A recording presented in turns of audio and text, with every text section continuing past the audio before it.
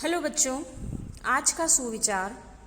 कोई भी सफलता एक रात में नहीं मिलती, उसके पीछे कई वर्षों की कड़ी मेहनत होती है।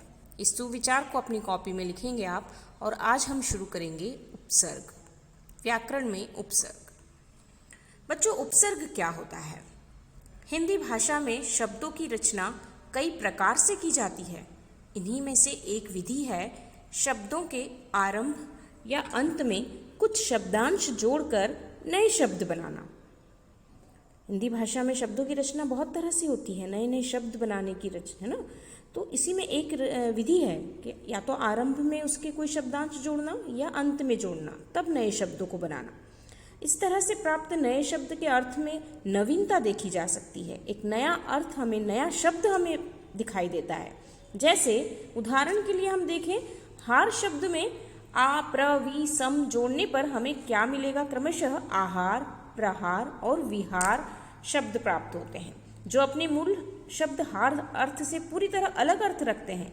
जैसे हार यानी पराजय, फूलों की माला; आहार यानी भोजन; प्रहार चोट; विहार भ्रमण करना, है ना। इस तरह से हमने देखा कि हार के आगे लगाने, नए शब्दांश जोड़ने से एक नया शब्द बन गया। ठीक है। तो उपसर्ग क्या होते हैं बच्चों? वे शब्दांश जो किसी शब्द के शुरू में जुड़कर उसके अर्थ में परिवर्तन या विशेषता ला देते हैं, उन्हें उपसर्ग कहते हैं। कि ऐसे शब्दांश जो शब्द किसी भी शब्द के शुरू में जुड़ते हैं, आरंभ में, है ना, उसकी शुरुआत में जुड़ते हैं और एक नया शब्द बनाकर उसके अर्थ में परिवर्तन या विशेषता ला देते हैं। हिंदी में बच्चों मुख्य रूप से 4 प्रकार के उपसर्ग होते हैं। संस्कृत के उपसर्ग, जिन्हें तत्सम कहा जाता है; हिंदी के उपसर्ग, जिन्हें तद्भव कहा जाता है; उर्दू के उपसर्ग और अंग्रेजी के उपसर्ग, विदेशी उपसर्ग जिन्हें कहा जाता है। ये 4 प्रकार के मुख्यतः उपसर्ग होते हैं। इनमें संस्कृत के उपसर्ग क्या होते हैं बच्चों? देखो,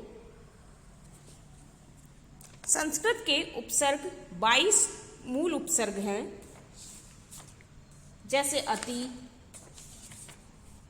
है ना। अति का अर्थ होता है अधिक। इससे बनने वाले शब्द हैं अतिशय, अतिक्रमण, अतिवृष्टि, अतिशीघ्र, अत्यंत, अत्याचार। ये सब अति उपसर्ग से बने हैं।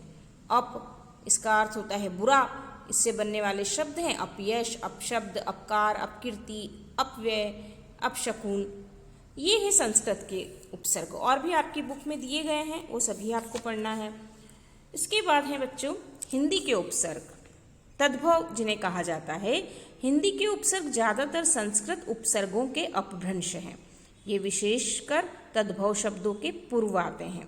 कि मुख्य रूप से ये हिंदी के कौन से उपसर्ग हैं जो तद्भव शब्दों के पहले लगाए जाते हैं, है ना। जैसे अन उपसर्ग है, उसका अर्थ है नहीं। अनबन, अनपढ़, अनजान, अनहोनी, अनमोल, अनचाहा, और भी बहुत सारे आपकी बुक में दिए गए हैं। अध, अ, उ, अन, औ, नी, भर, कु, दु, ये सभी हिंदी के उपसर्ग हैं। इसके बाद आता है बच्चों उर्दू के उपसर्ग। उर्दू भाषा के निम्न उपसर्गों का प्रयोग किया जाता है। उपसर्ग ला, बिना, उसका अर्थ होता है बिना; लावारिस, लाचार, लाजवाब, लापरवाह, लापता; बद, जिसका अर्थ होता है बुरा, उसके शब्द होते हैं बदसूरत, बदनाम, बददिमाग, बदबू, बदकिस्मत। इसी तरह अन्य उर्दू के उपसर्ग हैं कम, गैर, दर, ना, बा, हम, हर, बे, है ना। ये सभी उर्दू के उपसर्ग हैं। इसके बाद आता है बच्चों अंग्रेजी के उपसर्ग। अंग्रेजी के जो उपसर्ग हैं वो होते हैं बच्चों, हम कई बार अंग्रेजी शब्दों को पढ़ते हैं, है ना। तो अंग्रेजी भाषा के निम्न उपसर्गों का प्रयोग किया जाता है।